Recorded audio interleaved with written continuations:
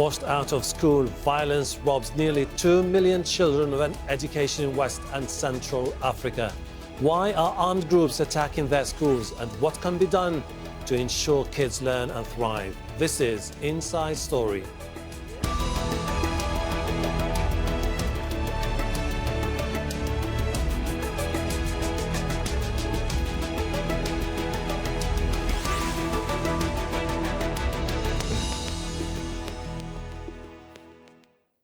Hello and welcome to the program. I am Hashem Ahelbarra.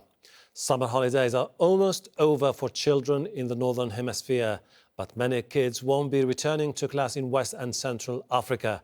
The UN's Children's Fund says armed groups are increasingly targeting schools, teachers and students. UNICEF says more than 9,000 schools in the region have closed due to violence, 3 times the number at the end of 2017. Which means nearly 2 million children are missing out on an education. The UNICEF report examines increasing threats and attacks in 8 Central and West African countries. Nearly half of the schools closed are in Cameroon, where more than 600,000 children are not going to classes. In Mali, attacks on schools doubled between 2017 and this year. In Central African Republic, the number rose by more than a fifth. And school closures due to violence have gone up 6-fold in Burkina Faso, Mali and Niger.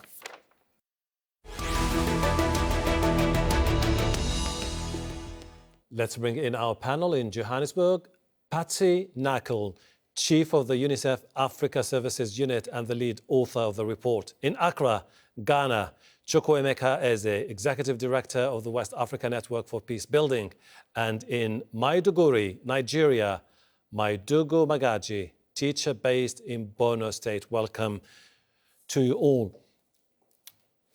Patsy, we're talking here about an increasingly alarming situation, but what about the main cause? Is it instability, the violence, or a combination of different other factors? Well, basically, we have 1.9 million children being pushed out of their education, being pushed out of school across 8 countries in Western and Central Africa for insecurity reasons, for violence, as well as threats of violence. I myself, for instance, visited Burkina Faso a few weeks back, and there what we see is that the reasons most of the schools are closing is because of threats of violence. They see that schools have been attacked in other villages. There are rumors that are coming through that this school will also be attacked, so basically children are kept home. And often is the case as well, obviously, entire villages are being displaced because of that fear of attack. So we have a combination of things. The root cause is insecurity and it is fear. And that is making parents keep their children at home rather than sending them to school. Chukwuemeka, why is this fear gaining momentum in different parts of the West and Central Africa? I think the first thing is to acknowledge that this is a vicious cycle. When you have the levels of the standard of education that we have in West Africa especially, and you look at the increased number of militants and violent extremists, then you begin to now make a connection between what has happened in the past and what is happening today. So if you look at a region like the northeastern part of Nigeria, where the illiteracy level is over 65%, little wonder why we have the issues relating to violent extremism in that region. And now what happens is that when you have a level of illiteracy that we have, which increases the number of out-of-school children, especially the male children, they go and attack all these schools, and then the educational standard continues to go down on daily basis.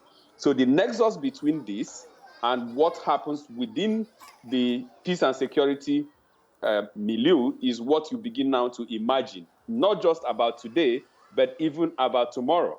So if you look at what has happened over time in terms of the standard of education and what is happening today, little wonder why we have what we have. Mm-hmm. Maidugu, you are in Maiduguri, an area that has been targeted many times in the past by Boko Haram. Give us an idea about challenges you face on a daily basis to convince families to send their kids back to school. In the Northeast, we know we have been challenged, and their target then was teachers. over 2,500 teachers have been killed. We're in the crisis started here in the urban city, that's in the capital city. Then we have to run for our lives. We migrated to the rural areas. In the rural areas later, extended to the rural areas where they started attempting killing teachers there. We need to come back to the urban city where we felt there are little or more security personnel there. Coming back to the urban centers, schools were being burnt on daily basis. Schools are being attacked. Even university tertiaries have to be closed down, and children do not have access to school.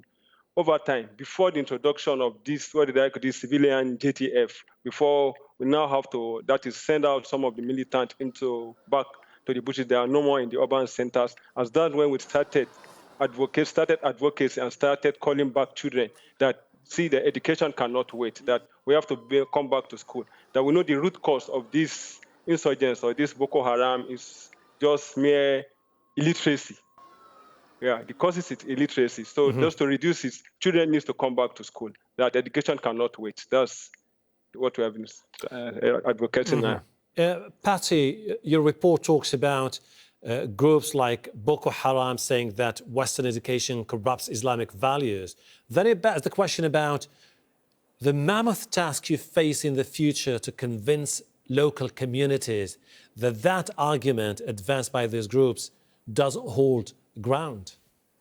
Yes, we know this. This is across the countries that we have been looking at, that education, what is perceived as Western-style education, is at the bottom or the core of some of the conflicts in those countries. Which is why, as UNICEF, we try very much to work hard with the local community, and to come up with local solutions. Because unless the local community is with us and feels that the education coincides with their values, then these solutions are not going to work. We have introduced, for instance, in Nigeria, basic education skills and education curricula in Quranic schools. We work with local community elsewhere as well to make sure that parents are involved in the education of their children. This is not a solution that can be imposed from the exterior. We work very much with community-based solutions, and that is really one of the solutions that we have to scale up and work harder at as we move forward, if we are to respond to this very concerning situation. As one of your guests was previously saying, education is very much key. I spoke to one priest in northern Burkina Faso a few weeks ago, who was telling me that without education there is no development. And these are in many cases parts of the world that are severely underdeveloped, that have a huge issue with children not accessing school to begin with, out of school. The number of out-of-school children, for instance, in Mali and elsewhere, is very high. And you add to that the attacks on the schools and the attacks on the education, and you see how that situation is actually compounding. And the ripple effect of that is not only going to be felt today in the current situation for these children, but also for their families and their communities moving forward. If you don't educate a child today,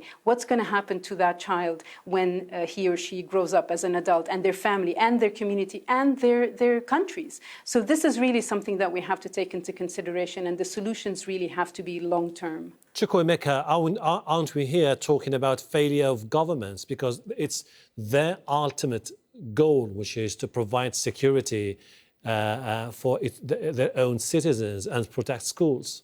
If you look at the investment in educational system over the years by many of the African leaders, this will confirm exactly the UNICEF report.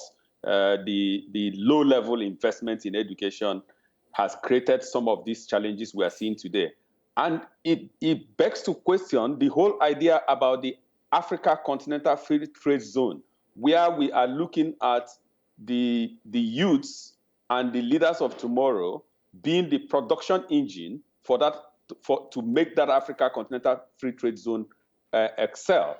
But if you look at the quality of education, compounded now by the issues of peace and security, which does not allow the kids to go to school, at the moment, we have over 300 and something kids that are out of school and making the teachers redundant. Most of them are not going to school because they cannot teach, and then the kids are also out of school. So it gives you a whole idea about everything around what we have said so far, compounding in the realm of the issues of governance deficits and leadership challenges that we have on the continent. Mr. Magaji, since we're talking here about raising awareness, you live in a state that was suddenly the headlines all over the world in 2014 with the Chibok schoolgirls kidnapping. Since that kidnapping, have you seen a change in the mentality of the people, the way the government is reacting to address this particular problem in your own area?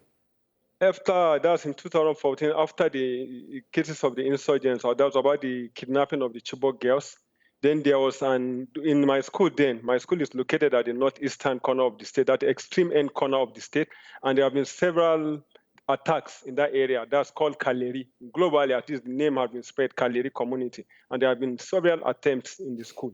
Before, UNICEF had an intervention in the school, and they trained teachers on what we call the CDR, that conflict disaster risk reduction, and the PSS, that is psychosocial support to teachers. That's the best, at least, is the best tool that is we use in managing our children, and it has brought resilience, that is to the teachers. The most of our teachers found it that we have it very hard, that is to in sharing in maintaining our social relationship or interpersonal relations with each other.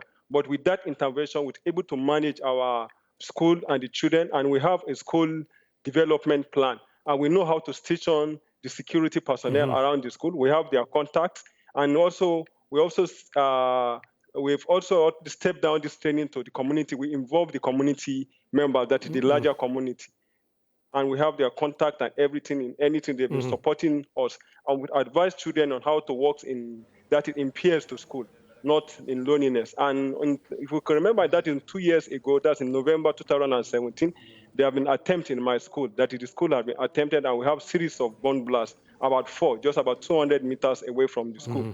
But with this infusion of this CDRR training by UNICEF, we've able to calm down our students and at least lock them down, and the school disengage has been locked, and it has been very helpful and very good experience. And that has even exposed us, given an opportunity to at least to participate in the education, and be a member of the education in emergency working group. That is to develop a curriculum on this. I must say it's really brave of you and the children and the families to insist to taking their kids to schools despite what you've been describing. Patsy, resilience is one thing, but then the spread of those attacks by groups affiliated with Al-Qaeda, Boko Haram, the Islamic states in sub-Saharan Africa, in different parts of the West and Central Africa is another thing. Talk us through the alternatives that you've put into place to try to put an end to this phenomena. So basically, in the schools that we actually that are still functional, and as our teacher colleague in Maiduguri was saying, we offer a package of support to schools so that to make them safer for children to be in, and for teachers to actually perform their duties. But in situations where we don't have a school at all, for instance, I was in Mali this week and visited a displacement camp in Mopti in central Mali, which has seen a rise in attacks actually in recent months. What we have is we can offer at least safe learning spaces, alternative learning spaces in these camps, so that the kids at least can access some form of basic education and are given some basic education skills, numeracy, literacy, that kind of thing, while in displacement. In other parts, like in northern Burkina Faso, which is also very much an area of concern for us, because of the rise in insecurity there, we offer, together with our local partners, we offer a radio school. Basically, we develop broadcasts that are broadcast in local languages 5 times a week in 3 different languages in northern Burkina Faso, where kids who aren't able to even leave their homes, let alone go to school, at least can be at home and listen to a radio. We offer these radio sets, and they can listen in and learn something. And we are also reaching for the first time kids who have never been to school before through these solutions as well. So again, this is about taking into consideration that long-term effect. We have such a huge problem with out-of-school children in many of these countries, regardless of conflict. But now the conflict is obviously making things worse.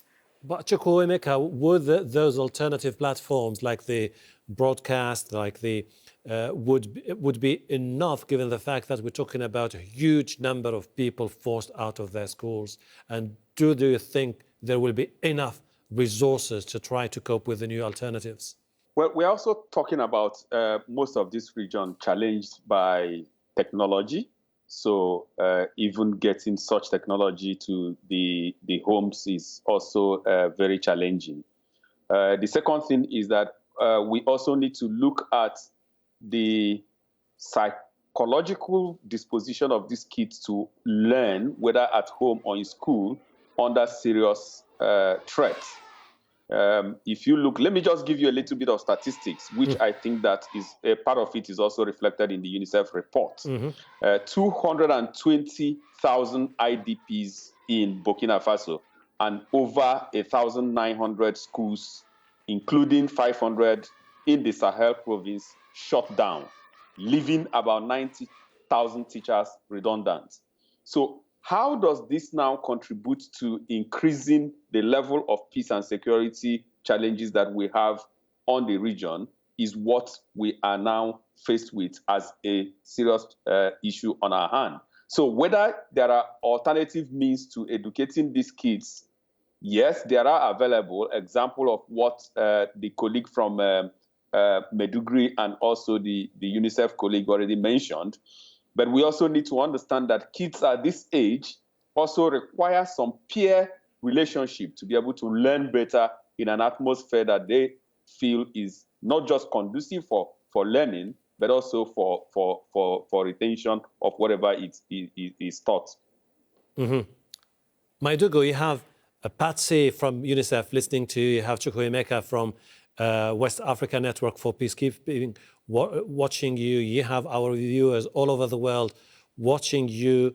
Give us a sense about the immediate needs, the stuff that you need now for you to be able to convince parents, kids to come back to school and provide them with alternative tools so that they will continue to learn.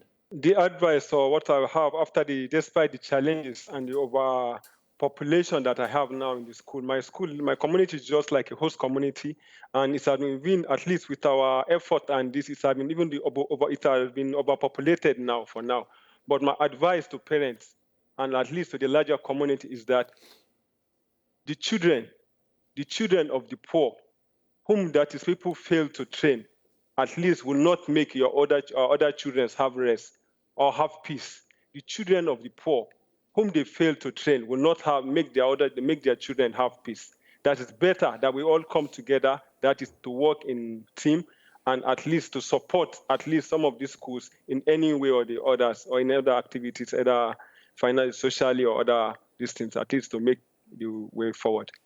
Patsy, we're talking about children who have been traumatized by conflicts and by war, people who come from poor backgrounds. Some of them were displaced. So ultimately, we're talking about need for massive psychological support to help them recover from the trauma and learn. Isn't this an exceptional moment that really requires not only massive financial resources, but also a comprehensive plan where the international community should be on board? 100%. We turn to local governments to make sure that they perform their duty in ensuring that schools are safe havens for their children. We turn to our humanitarian partners to work with us in order to make sure that this becomes a reality on the ground. But we importantly turn to the international community, to our donor community, and make sure that they step up. 70%, more than 70% of our humanitarian education emergency programs are actually underfunded. So we need everyone to come on board and make sure that every child has access to education. Every child, even if they're in Burkina Faso, even if they're in Cameroon, they have a right to education. That's the call that we make today. Chukwuemeka, what baffles me personally is that you have the African Union with its 2030 agenda for sustainable development that says that we need to transform the continent into a better place to live and thrive. And they're facing problems like this, and they really don't seem to be on top of their own agenda. Well, I think African Union is doing its best, but I think it's also a period that we need to start a conversation between at the level of multilateral relations. So the kind of arms and ammunition that is used in Africa to execute violent extremism. We need to ask questions about their origin and the destination. The level of corruption in Africa, especially among some of the leaders, and then the conspiracy between the African elites and African political elites and the destination where the stolen money goes to. Because some of this stolen money are supposed to be used to develop the educational sector. And then, of course, the kind of illicit funds that goes away from Africa, illicit arms and ammunition that comes into Africa, I think this conversation needs to take a different level. Okay. While we continue to beseech African leaders to do what they should do, I think it's also important that this kind of multilateral and bilateral relations and accountability needs to begin to take place. I see your point. Maidugu, what's the situation like now where you live? Is it getting worse or is it improving? Are families willing to take the risk and send their kids to school, or they are more reluctant than ever to send them back to school? Equally, in my community, is really working. Enrollment has increased tremendously. At least we have enough. We still need more classes. At least some of the classes are not even enough to at least to occupy the learners. Enrollment have increased. That we know education now is a right. We do not neglect. We do not, at least we that is. We know with the help of the community and through our advocacy, enrollment has increased. Everyone wants to be in a school. Mm-hmm. The school has now been an avenue, just like a child-friendly space. All children want to be in school. Enrollment has increased. Okay. That's why we need support. That is more classes and others. It has improved seriously. Patsy, so you see now we have some good news coming from Maidugu, but at the same time the concern is about the infrastructure and the number of more kids not finding the right place that would shelter them. Against the backdrop of this, how concerned are you about the future of West and Central Africa? What kind of impact will it have on those countries if the number of students dropping out of school or schools closing because of instability and violence increases in the future? Well, it's a huge concern for us, of course, because as we know, when children drop out of school, they're much more likely to become victim to traffickers. They are much more likely to end up in child marriage for girls, much more likely to basically have their futures ruined by the lack of access to knowledge and education. So this is really something of concern. We also know that the number of children is increasing in that part of the world, like across Africa. So this is education. Placing education at the center of the conversation is really important. And we often look at this part of the world through geostrategic lens or security lens. And we'd like for once to peel that away and to bring children back to the forefront, because those communities and the civilian communities are the ones paying the highest price. Chukwuemeka, in less than a minute, please. Education is an issue that has been debated in Africa right since independence, and the failure has been phenomenal in many parts across the continent. What's the biggest problem here? Are we talking about lack of political will from the political elite? Or is it a purely economic thing? The budget for education is not enough, and therefore what we see there is a normal result. I think that the educational system itself is a major problem. Most of the educational systems are inherited from the colonial masters, and that has not changed over a period of time. But I also think that a major issue here is governance deficit, which is direct reflection of the lack of will within the political elites to invest in education or to see the nexus between quality education and the future of Africa. Patsy Nakell, Chukwuemeka, Maidugu Magaji, I really appreciate your time and your contribution to the program, and let's all hope that tomorrow would be a better day for children across the African continent. And thank you too for watching. You can see the program again anytime by visiting our website, aljazeera.com. For further discussion, go to our Facebook page. That's facebook.com/AJ Inside Story. You can also join the conversation on Twitter. Our handle is @AJ Inside Story. From me, Hashem Ahelbarra, the whole team here in Doha. Bye for now.